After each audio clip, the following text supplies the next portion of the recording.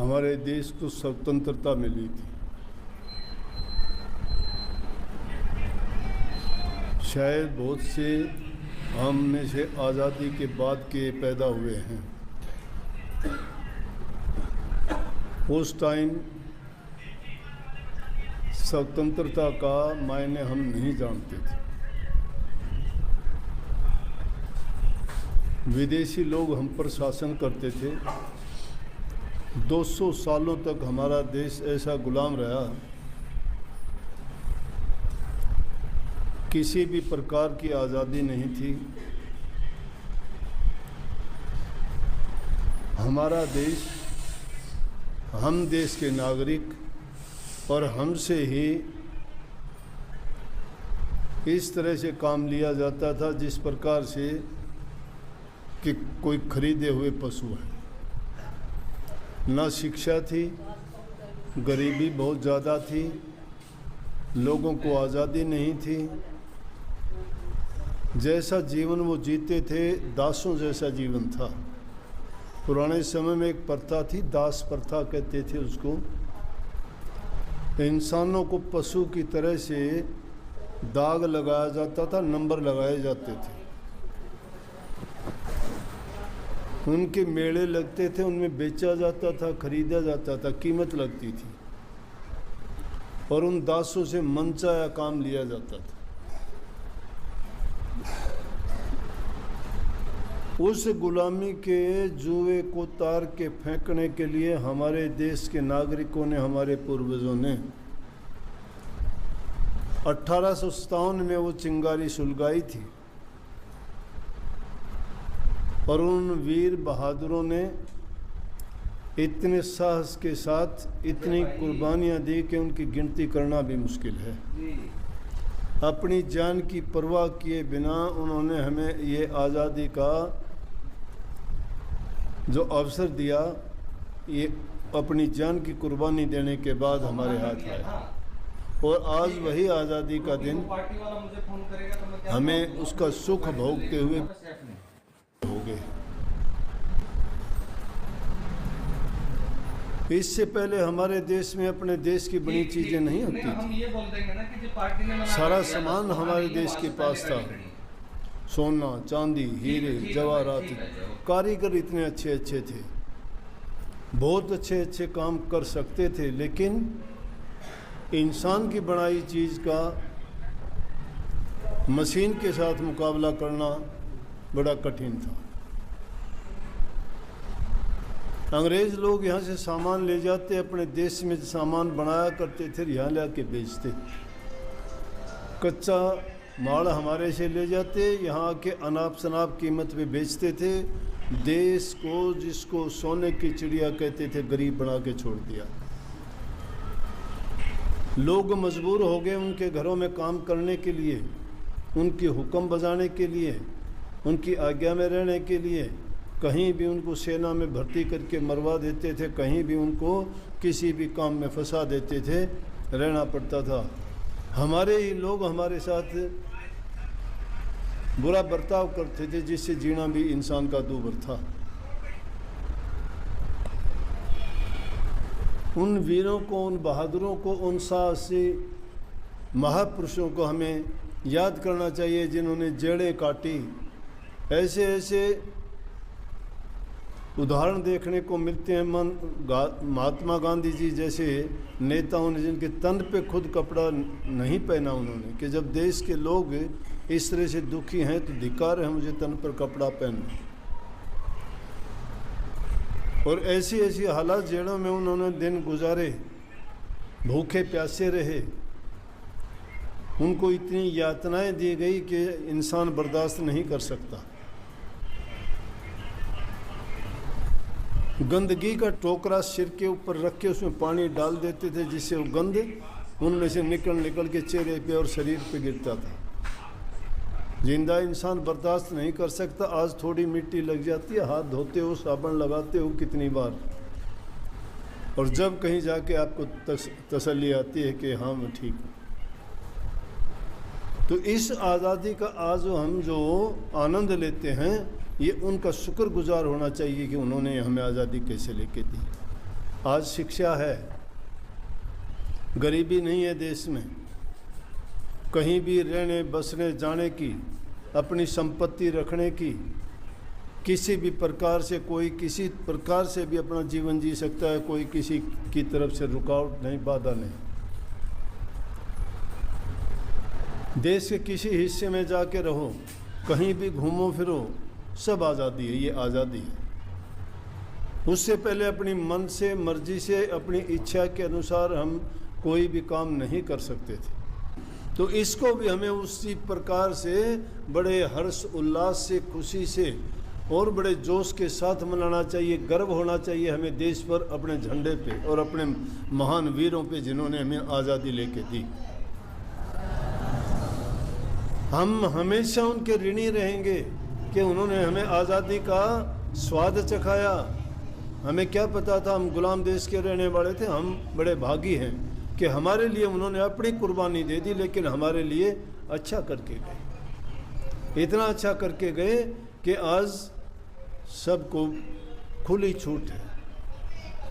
हमारे देश में हमारे बने हुए कपड़े, हमारे बने हुए बर्तन, हमारे बने हुए रोज़गार, कृषि यंत्र, मोटर, कार, गाड़ियाँ सब हमारे देश में बनती हैं। आज हमें वो दूसरे देशों से नहीं खरीदनी पड़ती। हमारा देश तो खनिजों का भंडार है, इसमें हर सब प्रकार की बहुतायत है, किसी चीज़ की भी कमी नहीं है। हम दूसरे देशों को अनाज निर्यात करते हैं, ज़रूरत की दूसरी चीज़ें, उनको लोहा, इस्पात और जितनी और काम आने वाली चीज़ें दूसरे देशों को भेजते हैं। अब उनसे हम लाते नहीं हैं। आज हमारे ही देश की स्वदेशी, हमारे देश की बनी हुई चीज़ हम खुद प्रयोग करते हैं। दूसरे देशों में भी जाके देखोगे तो उन पे मेड इन इंडिया लिखा होता है, तो आदमी को गर्व होता है। कभी हम किसी दूसरे देश की चीज़ made in Japan, made in America, made in England जब देखते थे तो यूँ खुश होते थे, विदेश की बनी चीज़ है। लेकिन आज विदेशों में जाके अगर हम उनके स्टोरों पर, उनकी दुकानों पर जाके देखते हैं तो वहाँ जब लिखा हुआ होता है मेड इन इंडिया, तो गर्व से सिर ऊंचा होता है कि आज हमारे देश की बनी चीज़ें दूसरे देशों में उसी तरह से जा रही हैं जैसे दूसरे देशों की चीज़ हमारे देश में कभी आती थी। एक छोटा सा वाक़या मेरे साथ भी ऐसा हुआ। 85-86 के बाद 87-88 का वर्ष रहा होगा, तो कनाडा में गए हुए थे, सर्दी का टाइम था। विदेशों में बड़ी चीज़ें बहुत अच्छी होती भी थी पहले, तो मैंने वो एक चीज़ खूब पसंद आई, क्यों ज़रूरत थी, मेरा मन था ऐसी चीज़ खरीदने के लिए। लेकिन जब मैंने उसको देखने लगा पढ़ के कि भाई ये किस चीज़ की बनी होगी, तो उसमें नीचे लिख रखा मेड इन इंडिया। देख के मुझे बड़ा आश्चर्य हुआ कि कभी तो हम दूसरे देशों की चीज़ों को पसंद करते थे, आज हमारी चीज़ें यहाँ आके हम पसंद करते हैं। मैंने वहीं छोड़ दी। जब हमारी बनी हुई है तो हमारे देश में खरीद लेंगे, यहाँ से भी क्यों वजन घिस के इतनी दूर लेके जाऊँ मैं। तो आज ये हालत है, अनाज दूसरे देशों को भेजते हैं, बहुत होता है हमारे पास। पहले जो सामान हम नहीं तो वो दिन हमें याद है कि हमारी उम्र में हमने ये दिन देखे कि दूसरे देशों से आटा निर्यात करते थे। उसको गला सड़ा आटा होता था, कीड़े उसमें तिल मिलाते थे, वो यहाँ आता था और वो भी कार्ड से देते थे कि इतना मिलेगा, इससे ज़्यादा नहीं मिलेगा। उसका स्वाद भी खट्टा कड़वा जैसा भी होता था, क्योंकि मजबूरी थी, वही खाना पड़ता था, ज़रूरत थी हमारी, इतना अनाज नहीं होता था। अब मालिक की कृपा है कि जब इंसान के अच्छे दिन आते हैं तो सारी चीज़ें उसके हक में गुजरती हैं, और जब बुरे दिन होते हैं तो सारी बुराइयां ही आनी शुरू हो जाती हैं। हमारे लिए अच्छा हुआ कि आज़ादी के बाद सब कुछ अच्छा होने लगा, सब कुछ, फसल अच्छी हो गई, बरसात अच्छी होने लगी, पानी के इंतज़ाम प्रबंध हो गए। अरे जो पानी आज घरों में बैठ के टूटियों से पानी निकाल के पीते हैं, ये पानी तो कभी मिलता ही नहीं था। जो गांव के चारों तरफ कुएं होते थे, नहीं तो ये जोड़ जिनको बोलते हैं छपड़े, छोटे छोटी झील सी तालाब जिनमें पानी होता था बरसात का, वो पानी प्रयोग लाते थे। कीड़े होते थे उसमें, रोग बीमारियां हो जाती थी। उनका इलाज नहीं होता था। आज बड़ी से बड़ी बीमारी का, कैंसर हो, हार्ट की बीमारी हो या कोई और भी दूसरे जो असाध्य रोग कहे जाते थे, आज हमारे देश के डॉक्टर अमेरिका, इंग्लैंड और कनाडा में काम करते हैं। हमारे देश से पढ़ के गए हुए ही डॉक्टर उन देशों में सबसे अच्छे डॉक्टर हैं। और अगर उन देशों से उन डॉक्टरों को निकाल के ले आया जाए तो उनके पास डॉक्टर और इंजीनियर नहीं बचते हैं। वो हमारे देश के दिए हुए, वो हमारे देश की देन है। जो हमारे से वो लूट के लेके गए थे, अब उसको वापस लाने का प्रयास कर रहे हैं। उनका तरीका दूसरा था, लेकिन हम मेहनत करके उनसे वापस लेके आ रहे हैं। तो ये एक हमारे लिए बहुत फ़ख्र और गर्व की बात है। हमें गर्व होना चाहिए हमारे देश पर, हमारे झंडे पे और हमारी आज़ादी पर। तो बहुत बहुत इस दिन की आपको मंगल कामनाएं।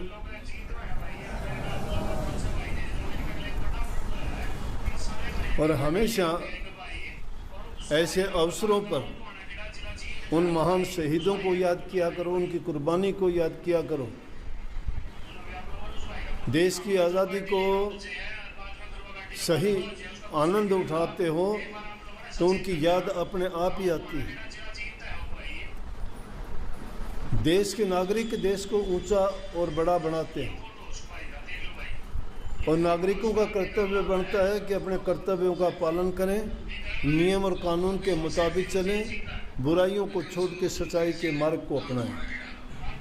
हमारा देश धर्म के